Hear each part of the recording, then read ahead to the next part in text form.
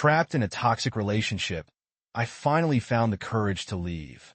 But when I started to rebuild my life, my ex wouldn't let go and tried to destroy everything I had worked for. I'm a 32-year-old guy married, and my wife and I are expecting our first baby soon. Things have been going great. Stable job, a cozy house, and we're excited to start our little family. Then my dad called, and all hell broke loose. For a bit of background, I grew up in a family where it was clear my sister, Clara, 29, was the favorite. Dad always acted like she could do no wrong, and somehow, I always ended up being the one responsible for fixing things. If Clara got into trouble, it was my job to help out. If I had a problem, well, I should just figure it out, because Clara was more sensitive. This has been the dynamic my whole life. Clara's been spoiled rotten, and my parents have always enabled her. It started small when we were kids. I remember one Christmas, when I was around 10, I wanted this specific Lego set I'd been saving for. But Clara threw a tantrum at the store because she wanted a dollhouse that cost twice as much. Guess who got the dollhouse? I didn't even get the Legos because they said it wasn't fair to spend more on me than her. Even though it was literally my own money I'd saved up. Little things like that turned into big patterns as we grew up. Clara's messes were always someone else's problem to fix, usually mine. Clara never changed. When I went off to college, she demanded I share my college fund with her, so she could buy a car. I told her no, because I needed it to pay tuition. She threw a fit and told everyone in the family I didn't care about her. And for months, I got passive-aggressive comments about how siblings are supposed to look out for each other. Fast forward to my wedding, and she tried to hijack the rehearsal dinner by lying about getting a promotion at her job. It was such obvious BS, but my parents lapped it up and told me I should be proud of her. Even after I moved out and started building my own life, she kept trying to drag me into her nonsense. A couple of years ago, she joined some MLM scams selling overpriced skincare products and begged me to invest $5,000 to help her grow her business. I told her no, and the next thing I knew, my mom was calling me, asking why I couldn't support my sister's dreams. I had to explain that it wasn't a business. It was a pyramid scheme, and I wasn't throwing my money away. Of course, I was painted as the bad guy. That's just how it always goes. A couple of weeks ago, my dad called me. He started with some small talk about the baby and how excited they would be grandparents. Then he dropped the real reason he called. Clara was in serious financial trouble. She had racked up over $50,000 in credit card debt and loans and was on the verge of being sued. Apparently, she'd been living way beyond her means, luxury vacations, spa treatments, designer clothes, and now it was all catching up to her. Dad said she was really struggling and needed help. Specifically, he wanted me to take out a loan to pay off her debts. I couldn't believe what I was hearing. I told him, absolutely not. That's not happening. My wife and I are saving for the baby. We got hospital bills coming up, a nursery to set up, and we're trying to build a safety net for the future. Taking on a massive loan for Clara's screw-ups would be insane. I told him as much, and he hit me with, "You've always been better with money. Clara doesn't handle stress like you do. She needs help." I said, "That's not my problem. She got herself into this mess. She can get herself out of it." Then he got quiet for a second before saying, "I didn't realize you were so selfish." That pissed me off.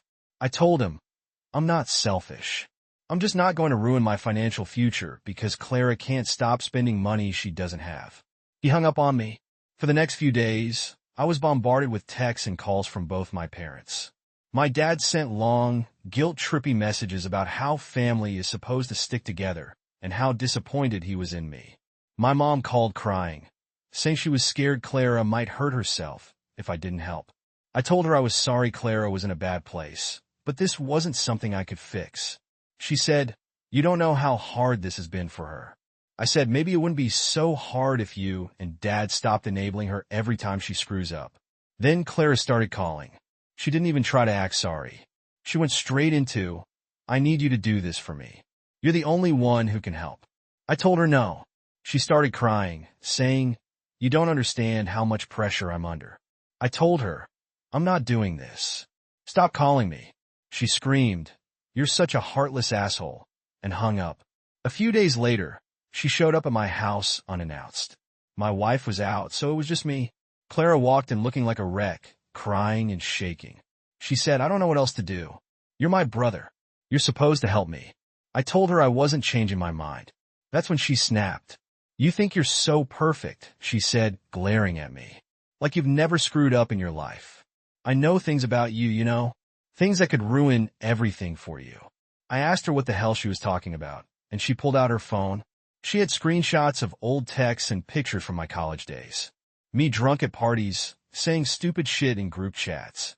Nothing illegal or seriously bad, but definitely embarrassing. She said, "What do you think your boss would say if they saw this? Or your wife?" I couldn't believe she was threatening me. I said, "Are you seriously trying to blackmail me right now? Over money?" She looked at me, still crying, and said, "I'm desperate. I don't have a choice." I told her to get out of my house. She said, "I hope you're happy when I lose everything because of you," and stormed out. After Clara stormed out, I sat there, trying to process what had just happened. My own sister had just tried to blackmail me. Over money. For a moment, I thought about the fallout if she actually went through with it. If she sent those pictures to my boss or tried to humiliate me publicly. But the more I thought about it, the angrier I got. Those were things from a decade ago. Nothing more than stupid college antics. The fact that she'd dig up something so petty and weaponize it against me was disgusting. When my wife came home, I told her everything. She was furious. "Are you kidding me? She actually threatened you." I told her Clara had crossed the line, and I wasn't going to let her push me around. My wife agreed, saying, "You're not responsible for her mistakes. And if she wants to burn bridges, let her." That gave me some clarity. I wasn't the bad guy here. Clara was. The next day, I decided to get ahead of things. I called my boss. We have a good relationship, so I told him, "Look, there's something personal going on, and there's a small chance my sister might try to cause trouble." I explained the situation, briefly mentioning the college photos and texts she might use. He laughed and said, "I don't care what you did in college, as long as it doesn't involve a felony." That was a huge relief. I also spoke to a lawyer just to cover my bases. He assured me that Clara's threats were empty. Nothing she had was damaging enough to hold up legally, and any attempt to use it against me would backfire on her. For a while, I thought that would be the end of it. But Clara wasn't done. She showed up at my baby shower, uninvited, carrying a ridiculously expensive diaper bag as a gift. It was clearly an attempt to make herself look like the generous, caring sister in front of everyone. When people asked why she wasn't officially invited, she put on this fake sad voice and said, "Oh, I guess my brother and I are having some differences right now." It was such obvious manipulation.